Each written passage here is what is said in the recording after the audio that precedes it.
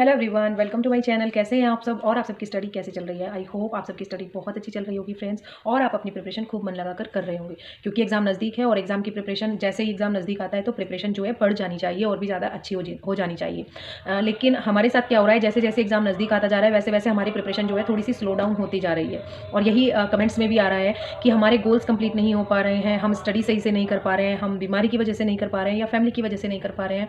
और एक सबसे मेन चीज़ जो है, होली त्यौहार आ गया है तो उसकी वजह से भी अब थोड़ी सी स्टडी स्लो हो जाएगी, हो गई है बल्कि, क्योंकि हाउसवाइफ जो है उनके लिए त्यौहार पर बहुत सारे काम हो जाते हैं जो कि करने पड़ते हैं और वो ज़रूरी भी होते हैं। उनको भी मैनेज करना होता है अपनी स्टडी के साथ साथ, और अपनी स्टडी को भी मैनेज करना होता है हर एक चीज़ के साथ साथ। तो इन्हीं चीज़ों पर डिस्कस करेंगे, और जो डीमोटिवेशन इन सब चीज़ों से आता है उससे कैसे बचें, क्योंकि मेरे साथ भी ऐसा ही हुआ है। अभी पिछले 3-4 दिनों से मेरे साथ भी ऐसा ही हो रहा था और मैं बहुत ज़्यादा डीमोटिवेशन फील कर रही थी। लेकिन उसके लिए आप लोगों का बहुत बहुत धन्यवाद कि आप लोगों ने बहुत ज़्यादा अच्छे अच्छे सजेशंस दिए और सपोर्ट किया, जिससे कि मुझे काफ़ी ज़्यादा हेल्प मिली। सबसे पहला क्वेश्चन तो यही था कि मेरा प्रैक्टिस सेट 9 का जो स्कोर था वो क्या रहा, मैंने उसको अभी तक शेयर क्यों नहीं किया।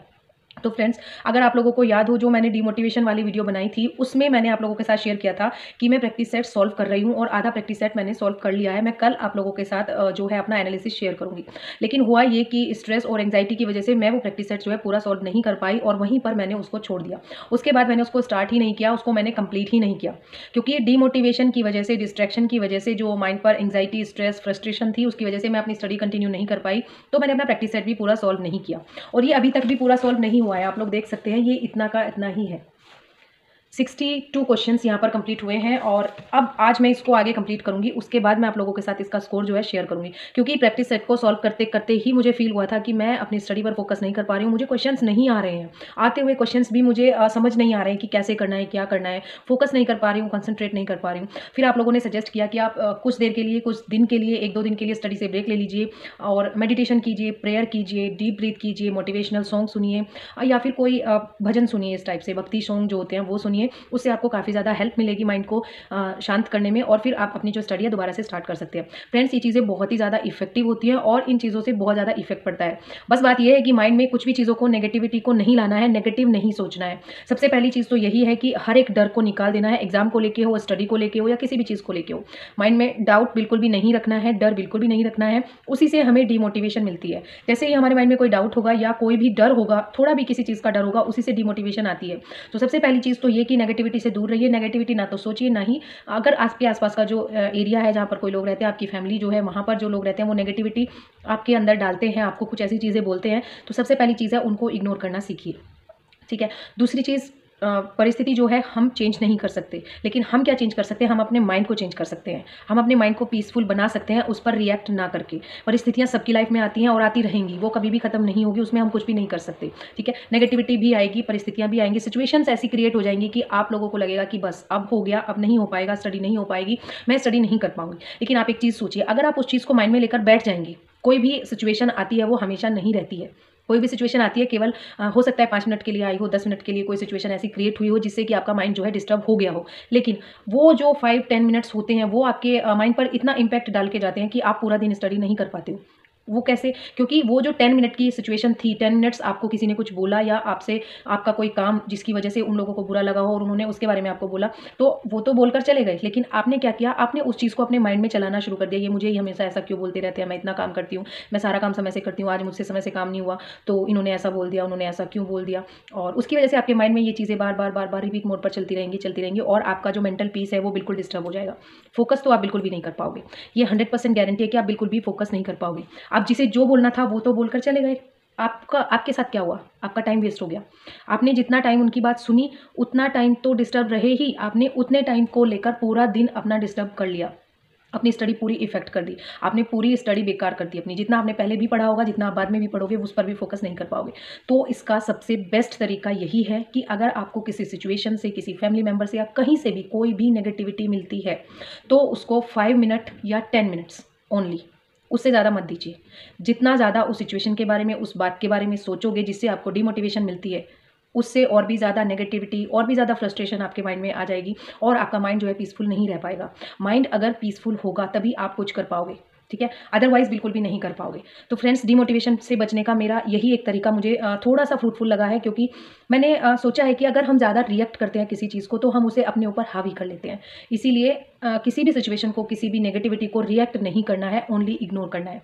मेन चीज़ यही है कि इग्नोर करना सीखिए। ज़्यादा दिन नहीं, एग्जाम तक ओनली आपको 3 महीने जो आगे के बचे हुए हैं उनमें आपको क्या करना है, आपको ओनली इग्नोर करना है नेगेटिविटी को, हर एक डाउट को, हर एक फियर को, हर एंग्जाइटी को, हर फ्रस्ट्रेशन को, कुछ भी रिएक्ट नहीं करना है।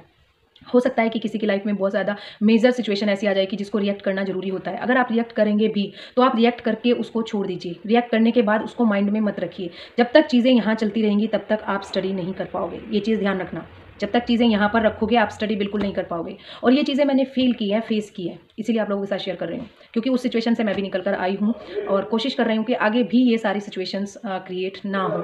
थोड़ा सा डिस्टर्बेंस हो गया था तो मुझे वीडियो बीच में रोकनी पड़ी। तो मैं ये बोल रही थी कि जो डिस्ट्रैक्शंस आती हैं, जो नेगेटिविटी आती है, वो हो सकता है फैमिली मेम्बर्स की वजह से हो सकता है सिचुएशंस की वजह से हो, जैसे भी हो, जो भी सिचुएशंस हों, लेकिन डिपेंड ये करता है कि हम उसे डील कैसे करते हैं। तो अगर हम उसे डील करने में अपनी स्टडी को इफेक्ट कर रहे हैं तो ये हमारा सबसे बड़ा लॉस है, सबसे बड़ा लॉस है, ये समझ लीजिए।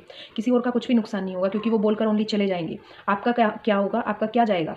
आप अपने एग्जाम पर फोकस नहीं कर पाओगे, आप अपनी स्टडी पर फोकस नहीं कर पाओगे, और उसका जो इम्पैक्ट पड़ेगा वो आगे आपको ही झेलना है। आप ही उसको रिग्रेट करने वाले हो कि काश उस टाइम मैं अपनी स्टडी को ज़्यादा टाइम दे देती, काश मैं उस टाइम और भी ज़्यादा फोकस करके अपनी स्टडी कर लेती। तो उस काश को से बचने के लिए अब आपके पास टाइम है। अभी हर एक सिचुएशन को इग्नोर करके आपको आगे बढ़ना है। आपको अपनी सिचुएशन को इम्प्रूव अगर करना चाहते हो तो आपको स्टडी करना ही पड़ेगा, कैसे भी हो करना ही पड़ेगा, ठीक है। बहुत सी लोगों के साथ सिचुएशंस ऐसी हैं कि वो वर्किंग है, स्टडी भी कर रहे हैं साथ साथ, तो वो पूछते हैं कि हम 8 घंटे बाहर रहते हैं, जॉब पर रहते हैं, तो हम कैसे मैनेज करें। तो ये आपकी सिचुएशन है, ये आपको मैनेज करना आना चाहिए कि आप उसको किस तरीके से मैनेज करेंगे। डिपेंड आप पर करता है कि आप दोनों चीज़ों को अगर मैनेज नहीं कर पा रहे हैं तो आप जिसको प्रेफरेंस दे सकते हो तो उसको प्रेफरेंस दीजिए।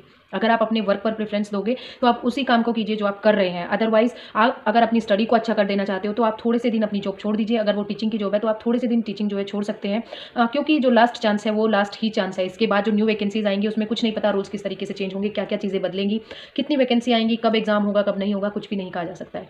इसीलिए इसको लास्ट चांस मानिए और इसको बेस्ट चांस भी मानिए, और जितना हो सकता है उतना ज़्यादा जोर लगाकर स्टडी कीजिए, क्योंकि ये हमारे लिए एक गोल्डन चांस है।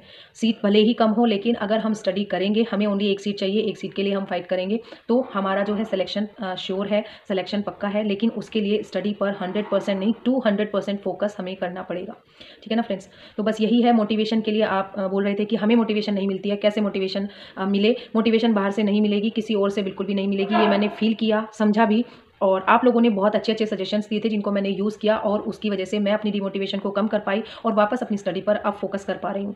आप लोगों को भी यही सजेस्ट करती हूँ कि आप इन तरीकों को अपना सकते हैं। आप मेडिटेशन कीजिए, कुछ देर शांति से बैठिए आंख बंद करके, कुछ भी नहीं सोचिए, कुछ भी नहीं करिए, कोई भी थॉट अपने माइंड में मत लाइए, आज मेरी स्टडी नहीं हुई है, आज ये काम करना है, वो काम करना है। सब चीज़ों को थोड़ी सी देर के लिए साइड रखिए, थोड़ी सी देर के लिए मन को शांत कीजिए और फिर अपनी स्टडी जो है स्टार्ट कीजिए, ठीक है ना फ्रेंड्स। तो चलिए मिलते हैं नेक्स्ट वीडियो में नेक्स्ट टॉपिक के साथ। तब तक के लिए thank you so much and best of luck for your study friends.